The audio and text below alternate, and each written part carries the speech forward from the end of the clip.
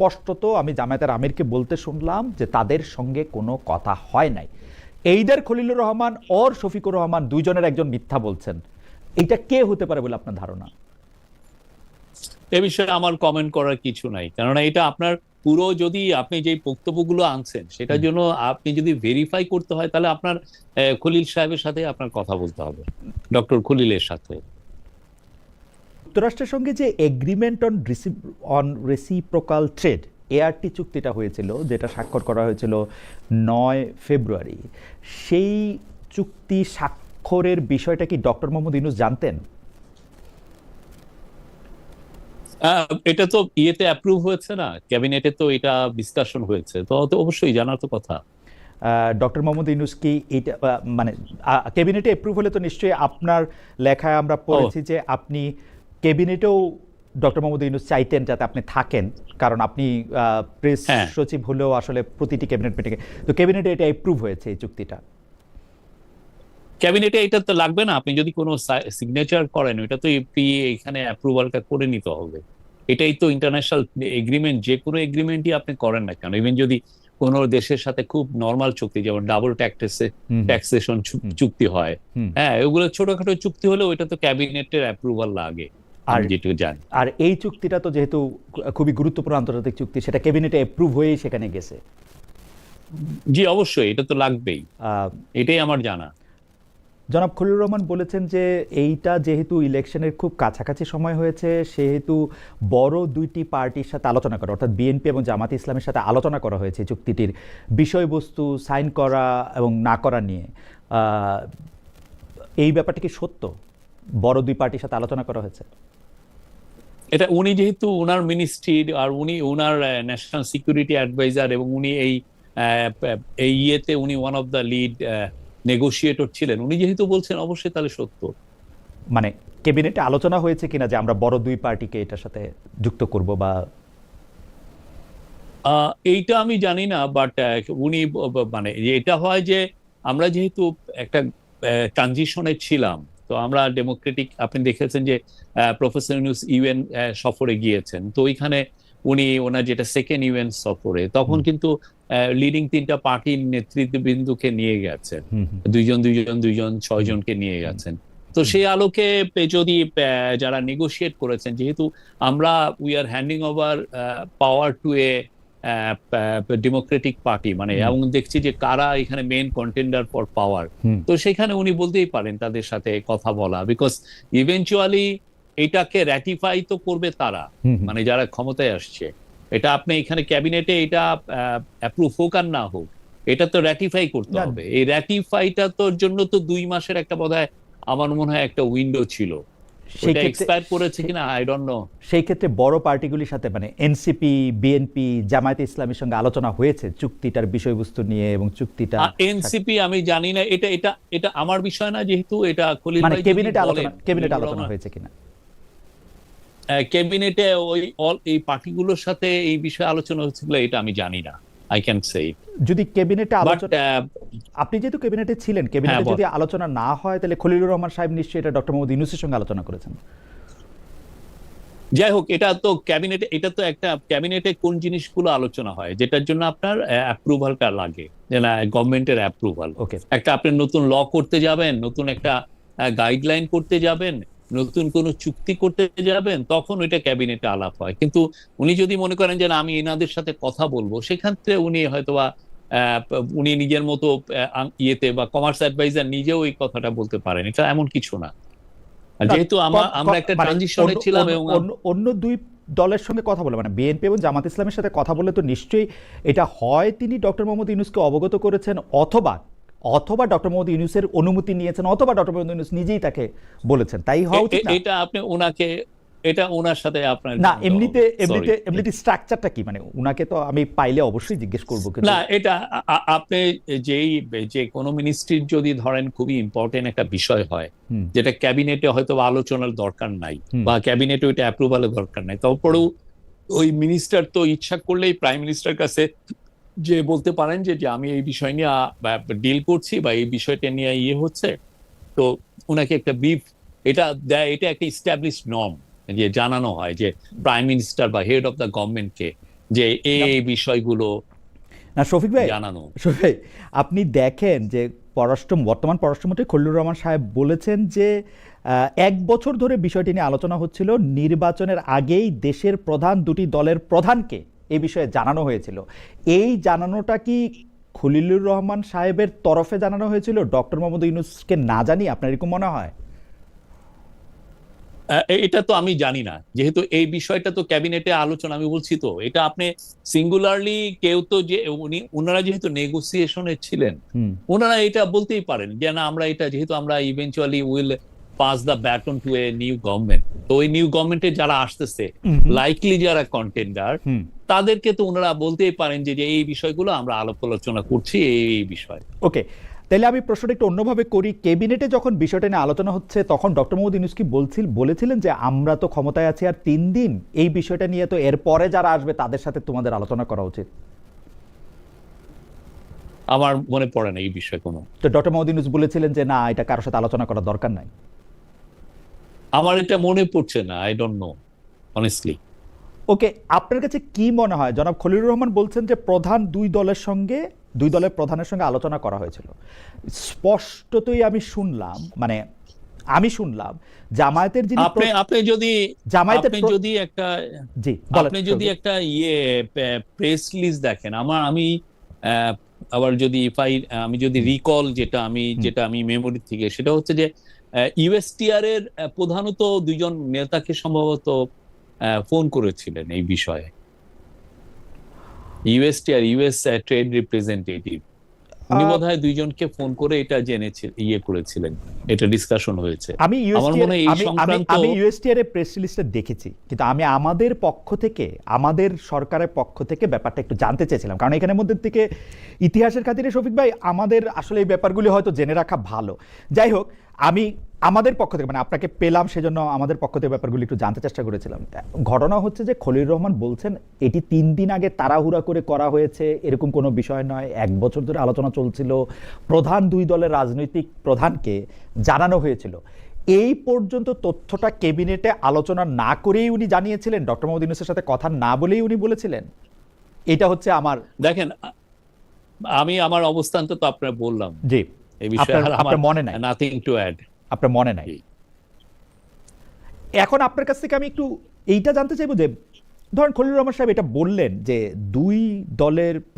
দুটি দলের প্রধানকে এই বিষয়ে জানানো হয়েছিল, তারা সম্মতি দিয়েছিলেন। খুবই সুন্দর স্টাকাটো বাক্য আমি দেখলাম, যে চমৎকার বলেছেন উনি। নির্বাচনের আগেই দেশের দুটি দলের প্রধানকে এই বিষয়ে জানানো হয়েছিল, তারা সম্মতি দিয়েছিলেন। স্পষ্টত আমি জামায়াতের আমিরকে বলতে শুনলাম যে তাদের সঙ্গে কোনো কথা হয় নাই।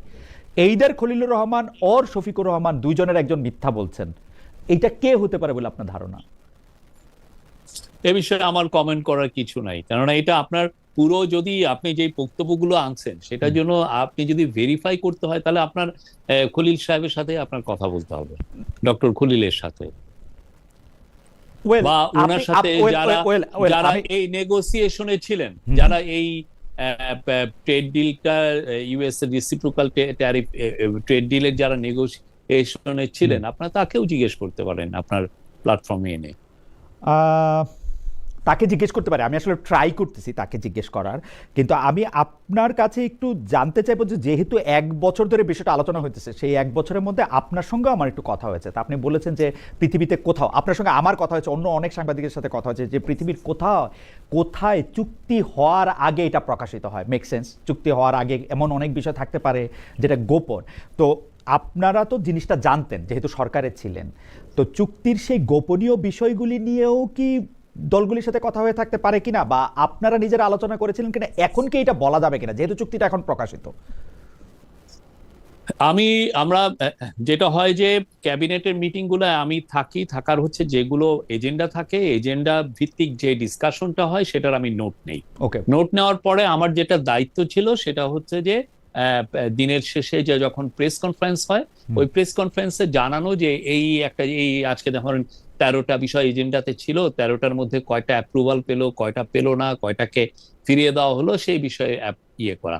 তো তো আমার ওই ধরনের ডিসকাশন আমি গুলি জানি, বাট এই যে আপনি ট্রেড নেগোসিয়েশনে আরো যে ডিটেলস, সেটা তো এটা ডিটেল না বাংলাদেশে, এটা একদম হ্যাঁ। প্রাইমারি বা প্রিলিমিনারি।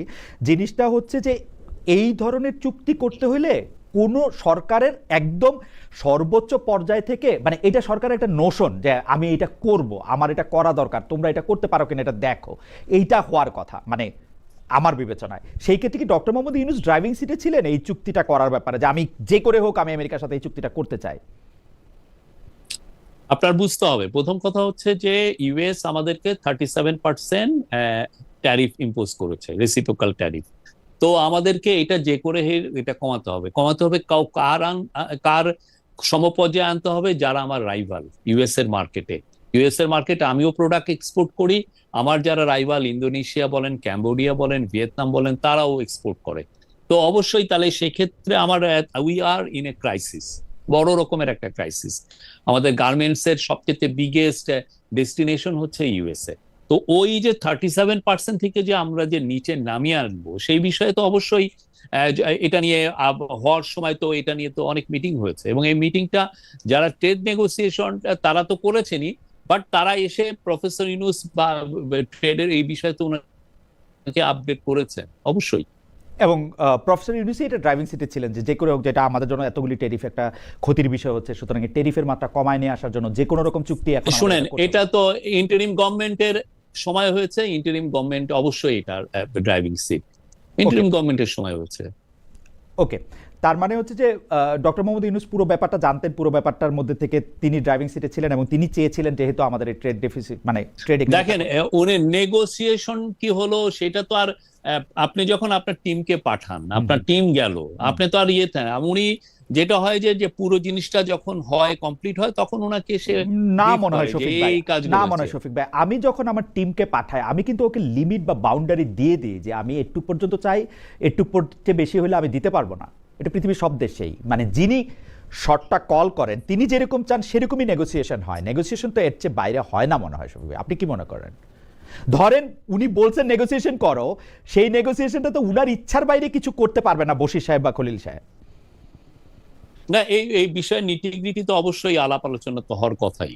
Right right.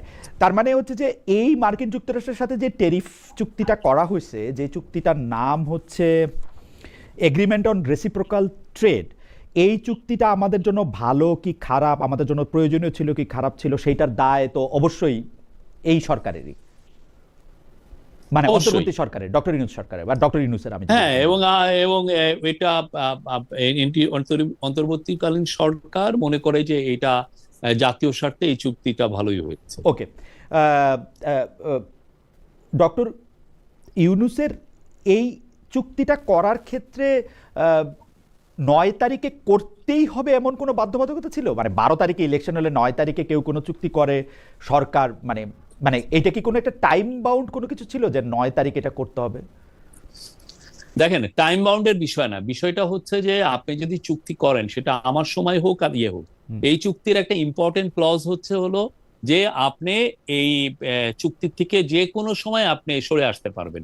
তো ইম্পর্টেন্ট ক্লজের ক্ষেত্রে যদি মনে করেন যে আমরা এই ইন্টারিম গভর্নমেন্ট যে চুক্তিটা করেছে, এখন পরবর্তী গভর্নমেন্ট এসে যদি মনে করে যে না এখানে ন্যাশনাল ইন্টারেস্ট প্রোটেক্টেড হয়নি, ক্ষুণ্ণ হয়েছে, তো সেক্ষেত্রে তারা তো এখান থেকে বেরিয়ে আসতে পারে, এটা তো এমন কিছু না, ঠিক না? তো সেই জন্য শফিক ভাই, সেটা এমন কিছু ডিপ্লোম্যাটিক ক্ষেত্রে আপনি একটা চুক্তি করে বেরিয়ে আসার পরপরই তাহলে আপনি একটা মেসেজ দেন, কিন্তু আপনি যদি চুক্তিটা না করে আপনি যদি বলতেন পরবর্তী ইলেক্টেড গভর্নমেন্ট আসতেছে, কে আসবে আমরা জানি না, তারা এটা করতে পারে, এইটা হইতে হচ্ছে ডিপ্লোম্যাটিক মুভ। কিন্তু এই চুক্তিটা করার ক্ষেত্রে আমরা একটা এই চুক্তিটা করার ক্ষেত্রে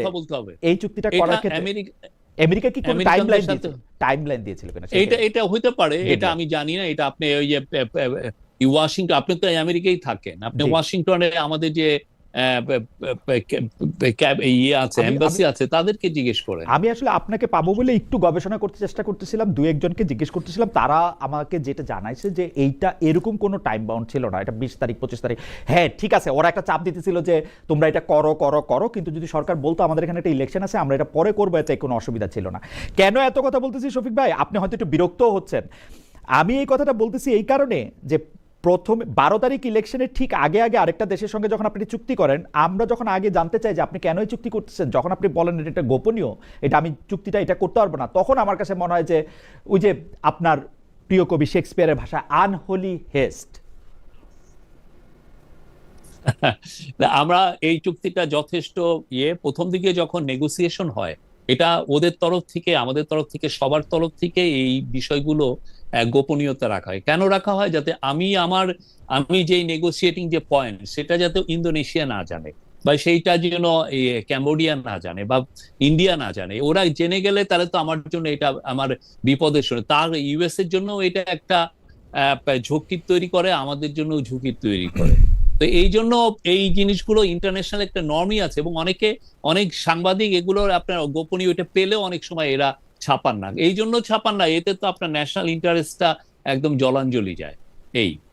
এখন আপনি বলতে পারেন যে হ্যাঁ, চুক্তি যেটা হয়েছে সেটা কি ভালো হলো না কি মন্দ হলো, আমি ওই জায়গায় সেটা নিয়ে আমি ওই জায়গায় যাইতেই চাচ্ছি না।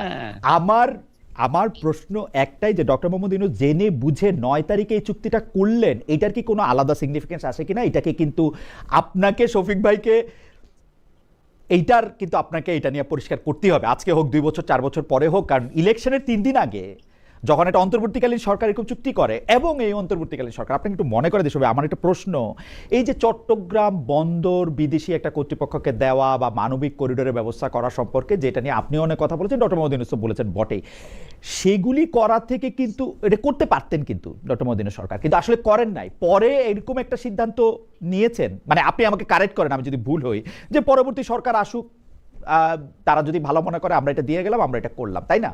কিন্তু এইটার ক্ষেত্রে এটা করতেই হলো, অবশ্যই এটা ক্ষেত্রে এটা করতেই হলো, সেইটা কেন? মানে না না, এটাই কারণ আপনার পরবর্তী গভর্নমেন্ট ধরেন যদি আমরা না করতাম, তাহলে পরবর্তী গভর্নমেন্ট এসে আবার নতুন করে নেগোসিয়েশন করা শুরু করতে হতো।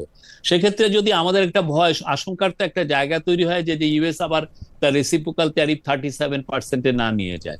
তো সেই জন্য এখন যেটা হয়েছে যে আপনি চুক্তিটা হয়েছে, আপনার যদি মনে হয় যে না, এই অন্তর্বর্তীকালীন সরকার যেই চুক্তিটা করেছে এতে ন্যাশনাল ইন্টারেস্ট ক্ষুণ্ণ হয়েছে, আপনি এটা বাদ দিয়ে দেন। কিন্তু শফিক ভাই, আপনি আমার মেমোরিটা একটু, শফিক ভাই আপনার তো এগুলি খুব ভালো মনে থাকে, আপনি আমার একটু মেমোরিটা রিফ্রেশ করেন তো। 37%-এর কথা তো এখানে আসতেছে না। এই চুক্তি হওয়ার আগে ট্যারিফ ছিল 20%, চুক্তিটা হওয়ার পরে 20%-এ কমে 19% হয়েছে, তাই না? কিন্তু ওইটা 20%টা প্রভিশনাল ছিল। আপনি যদি আমরা নেগোসিয়েশন করে যদি আমরা ফেইলিউর হইতাম, তাহলে সেটা আবার রিভার্ট করে 20% এ যেত না। এটা মানে আপনি যখন এটা 20% আছে, তখন আপনি নেগোসিয়েশন করতে শুরু করলেন, কইরা এটা 19-এ আনলেন, তাই তো, এই চুক্তি করে? হ্যাঁ, এবং যে চুক্তির মধ্যে, কারণ ওইটা 20%টা টেম্পোরারি ছিল, 20% একটা টেম্পোরারি, ও আমাকে রিলিফ দিয়েছে। আমি যদি তার সাথে চুক্তি যদি আমি না করতাম, আপনি আছেন আর, তাহলে সে 37-এ যেত। আপনি আছেন আর 3 দিন, এই 3 দিনের মধ্যে আমি জানি না শফিক ভাই, এই চুক্তিটার মধ্যে ভালো খারাপের আমি জায়গা দিয়ে আসতেছি না। আপনি কি চুক্তিটা পড়ছেন শফিক ভাই? মানে পরে, আগে, হওয়ার সময়, হওয়ার পরে, বর্তমানে ইউএসএ থেকে? আমি পড়েছি। আপনার কাছে চুক্তিটা কেমন লাগছে? ভালো? আমার কাছে মনে হচ্ছে ঠিকই আছে। ঠিকই আছে। আমাদের তো ইউএস এর সাথে আমাদের লেভারেজ গুলো কম। আপনি অন্যান্য অনেক দেশে যে লেভারেজ, আমাদের সেই লেভারেজ খুবই কম। প্লাস আমাদের সাথে ওদের ট্রেড ডেফিসিটটা অনেক হাই। তো ওরা তো ওইটার জন্য বারবার এখানে প্রেসার দিচ্ছিল। তো এইটা আরেকটা জিনিস, এই চুক্তির একটা খুব বড় দিক হচ্ছে যে এর ফলে ওদের তুলা, ওদের ম্যানমেড ফাইবার ব্যবহার করে আমরা যদি গার্মেন্টস ইয়েতে পাঠাই, ইউএসএ তে পাঠাই, তাহলে সেটার জন্য আমার একদম ডিউটি ফ্রি অ্যাক্সেস, একদম জিরো ডিউটিতে আমি অ্যাক্সেস দিব। যেটা আপনি দেখবেন যে এই জিনিসটাকে হাইলাইট করে ইন্ডিয়ায় প্রচুর রিপোর্ট হয়েছে। তারা দেখতেছে যে তাদের টেক্সটাইল ইন্ডাস্ট্রি এটার কারণে, ইন্ডিয়ার রিপোর্টিং এর কথা বাদ থাক, তো আপনি মনে করতেছেন যে গার্মেন্টসের পণ্য আপনি ওদের থেকে সুতা, তুলা এবং অন্যান্য জিনিস কিনে আপনি যদি ওরা করেন, তাহলে আপনি ট্যারিফ ছাড়ার সুবিধাটা পাবেন। আপনি কি একটু অঙ্ক করছেন যে ট্যারিফ ছাড়ার সুবিধাটাকে আপনি যতটুকু পাবেন?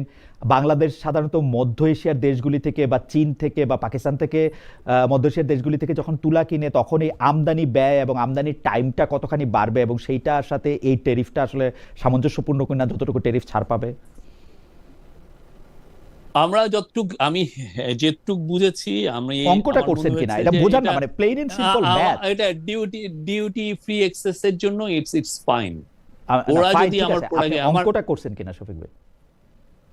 না, আমি যেটা অঙ্ক করে দেখেছি সেটা হুম। হচ্ছে যে এটা যদি আমরা ওদের তুলা, ওদের ম্যানমেড ফাইবার ব্যবহার করে আমরা যদি ওদেরকে পাঠাই, আর আমাদের যেহেতু এইখানে আমাদের অলরেডি ইনবিল কিছু ক্যাপাসিটি অলরেডি তৈরি হয়ে গেছে, সেটা আমাদের জন্য to some extent it's a game changer for us, মানে আমাদের স্পেশালি মানে শফিক ভাই, গার্মেন্ট সেক্টরের জন্য। শফিক ভাই, এটা কিন্তু এন্টায়ারলি ডিফারেন্ট দুইটা প্রপঞ্চ না। একটা হচ্ছে আমাদের জন্য লাভজনক, আরেকটা হচ্ছে টু সাম এক্সটেন্ট লাভজনক। আমরা কি আসলে লাভজনক নাকি টু সাম এক্সটেন্ট লাভজনক? আমি তো মনে করি এই গার্মেন্টস এর ক্ষেত্রে এই যে প্রভিশনটা, এটা খুবই একটা ভালো প্রভিশন। আপনি একটা গার্মেন্ট সেক্টরের একজন যারা না, আমি এন্টারপ্রেনার, আমি আমি তাদেরকে আমি ডেকে এনে আমি কথা আমি বলতে হয়। ওনাদের সঙ্গে কথা বলেছি, ওনাদের সঙ্গে বসে অঙ্কটাও করেছি। আপনাকে এই অঙ্কটা নিয়ে বলবো একদিন। আজকে অনেকগুলি বিষয় নিয়ে কথা বলতে হবে, সেই জন্য এই অঙ্কটা থাক। আমার মনে হয় যে এতদিন এই অঙ্কটা আপনিও করবেন। আর